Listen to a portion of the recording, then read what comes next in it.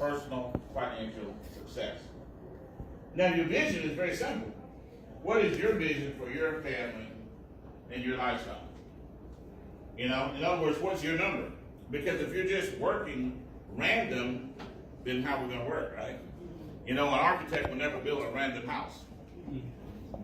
You know, because there's no telling what that thing would look like, is it? And so if you're working, if you have some financial goals, what are your financial goals? So I would suggest that you create and I think Spencer is doing the cash flow strategist this afternoon, so that's going to definitely help with that. Is you know, the cash flow strategist software that we have that you put your numbers into, and it'll tell you what you need to do to accomplish those goals. So if you say, I want you know, $10,000 a month in retirement, I want $5,000 a month in retirement, then that software is going to tell you exactly what you need to do from a financial basis to accomplish that goal. And that's really what my Econ is all about, okay? It's helping people attain personal financial success. Now, when you take a look at that, over something like 65% of people in America don't have $1,000 in savings. 80% of people in this country work paycheck to paycheck, okay? And it's like I tell people all the time, you know, sometimes people get into this self-oppression, you know, and so they say things like, well, you know us, you know our community, you know all those things, right? Right? But the bottom line is there is no 80% minority.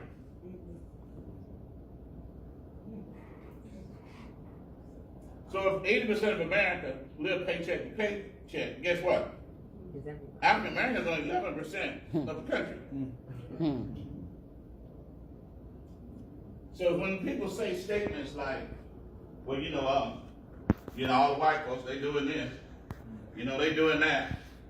You know, the Jews, they really get it together. Ain't nothing but fools. Because the bottom line is, there is no 80% minority. We are 11% of the population. And we have millionaires and billionaires. Whatever, you can't dilute 80% with 11%. Whatever's going on financially in America, we didn't do it. Everybody got it? So, and a lot of our vision starts there. See, when you understand what it is that you want, and that God gave you the ability to get it, then you can change your destiny. Because he says, I give you power to gain wealth, and I've read it quite a few times, thousands and thousands of times, as a matter of fact, Deuteronomy 18. He didn't say I give you power to gain wealth, if you're green, blue, or polka dot. I give you gifts, he says I give you gifts to make room for you at the top. Says if you get wisdom and understanding, then you can get all the silver and gold you want. That's probably So, me being a young man and growing up in a little holiness church in South Georgia, being raised by the mother of that little holiness church, I said, okay, so I need some knowledge.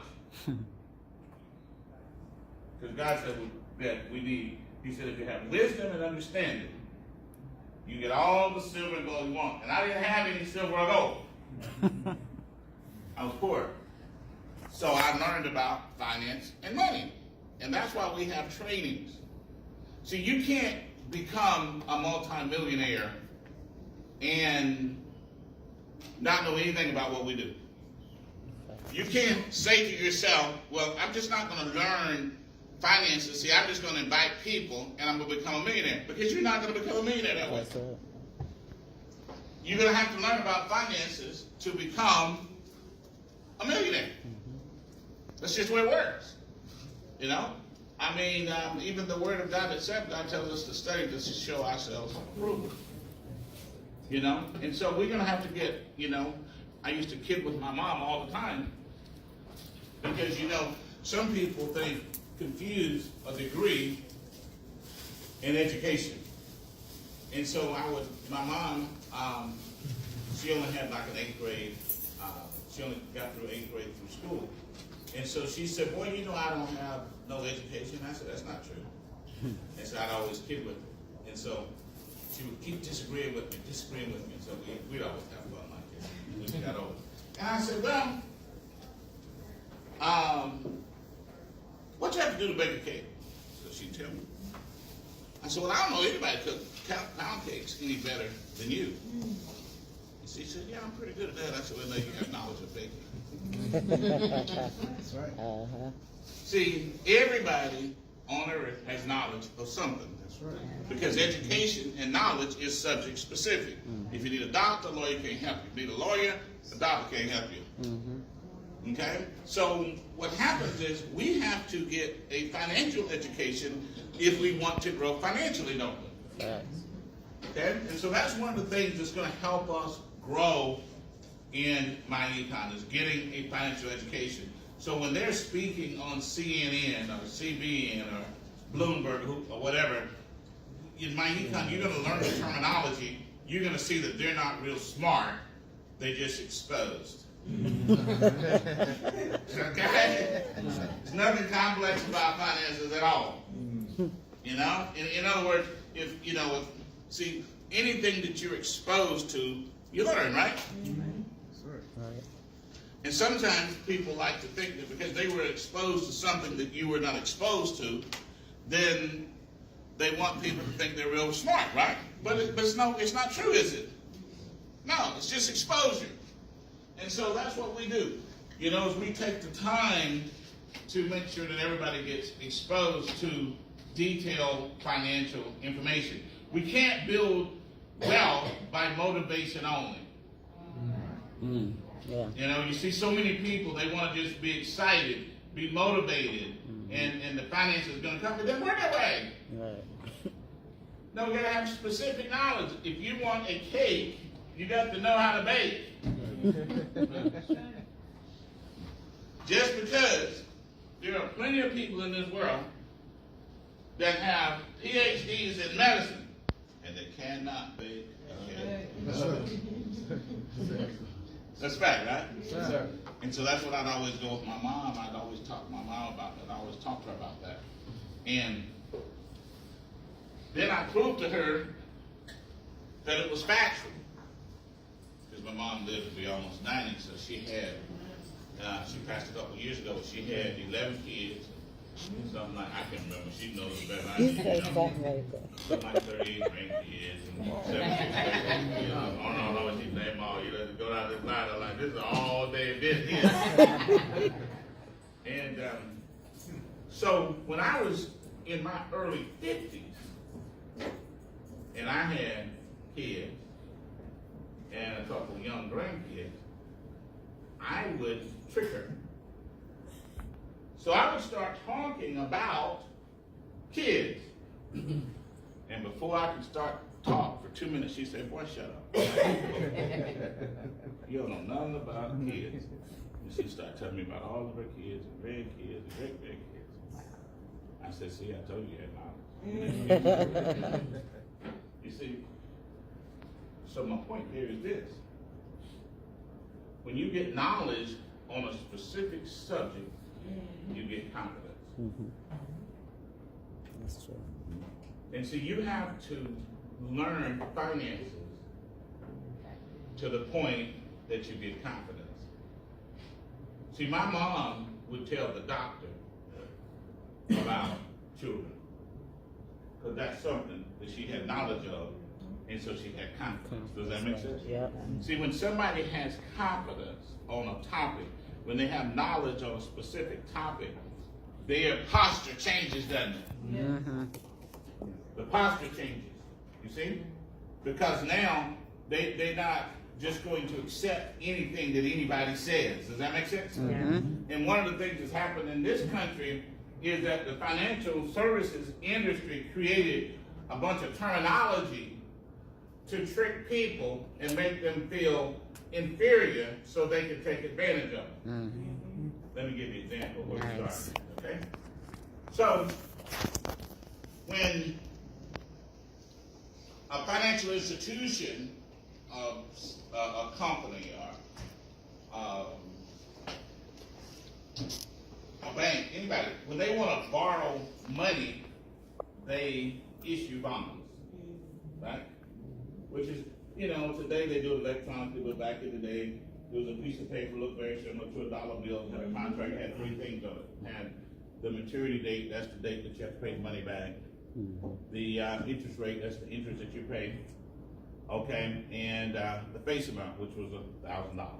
Okay, so you got $1,000 bond, face amount was $1,000. The interest rate was 6%. You're going to pay that interest each year, half of it every 6 months. And then the maturity date, if it's a 10-year bond, at the end of the 10th year, you get back $1,000, along with the last payment of whatever interest, right? Mm-hmm. So when you issue a bond, you take a piece of paper, or you take this bond paper, and you give it to somebody, and they hold it, and it's also called a note.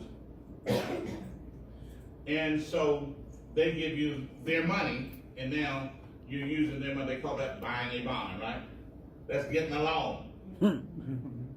When a poor person or a middle-class working person want to borrow some money, they have to fill out an application, get a loan, submit it to somebody to approve it. Whole different. You understand the difference there? You see where this foolishness came from 500 plus years ago? Out of Europe? Because remember, over there you had the lords and you had the workers. So they created a system of finances so that the landowners, who were the lords, could keep control of all the power and the finances, right? And then the workers would just work the land.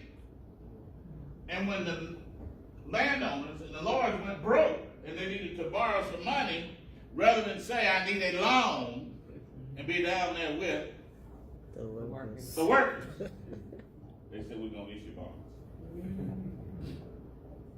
But it's just a loan. Everybody understand? And as we go through, we're going to go up on the board here in a few minutes. And when you start studying finances, that's what you start to realize.